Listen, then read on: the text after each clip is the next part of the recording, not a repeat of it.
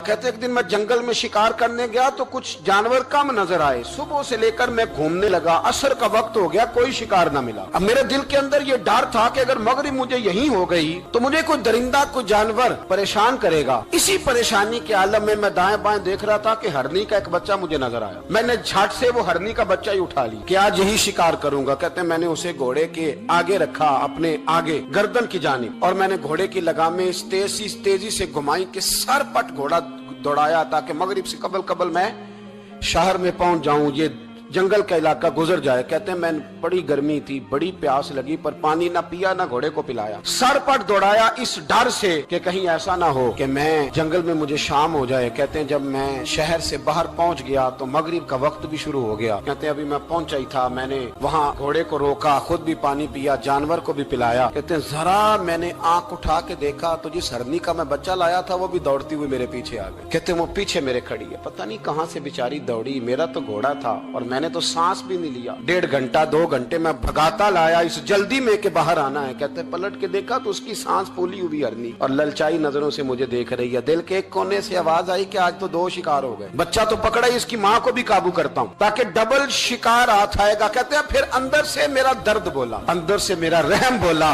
एक माँ अपना बच्चा लेने आई और इस तरह तो उसे तकलीफ नहीं दी जा सकती कि उसे ब्लैकमेल करके माँ को भी रख लिया जाए। कहते हैं जब मैंने उस हरनी की तरफ देखा तो उसकी नजरों में सवाल था, उसकी नजरों के अंदर सवाल था, कुछ मांग रही थी।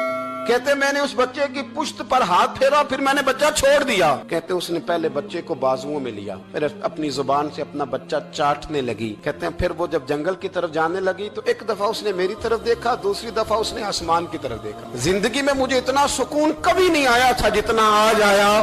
कहते मैं घर गया, इशा की नमाज पढ़ी, बावुजू मैं बिस्तर पे लेट गया। लोगों मेरे नसीब देखो, मुझे मदीने वाले महबूब का दीदार नसीब हुआ। रसूल करीम अलैहिस्सलाम मेरी ख्वाब में आए, मैं रोने लगा। घर महक उठा, फूल खिलने लगे, खुशबुएं बिखरने लगी। कहते महबूब करीम तशरीफ लाए और क्या खूबसूरत जुमला है। महबूब फरमाने लगे ओ सुबकुतगीन, अगर तुझे बादशाह बना दिया जाए तो इंसानों के साथ भी इसी तरह रहम करेगा ना जिस तरह आज हरनी के साथ किया है। अगर तुझे बादशाह बनाया जाए तो रवैया यही रखेगा या बदल जाएगा। कहता मैं रो पड़ा। मैंने कहा यार सुल्ला, मैं तो गुलाम बनने के भी काबिल नहीं तो बादशाह कैसे बनूंगा। फरमाया तेरी आज की अदा बड़ी पसंद आई है, अर्श के मालिक ने तुझे बादशाह बनाने का फैसला कर लिया।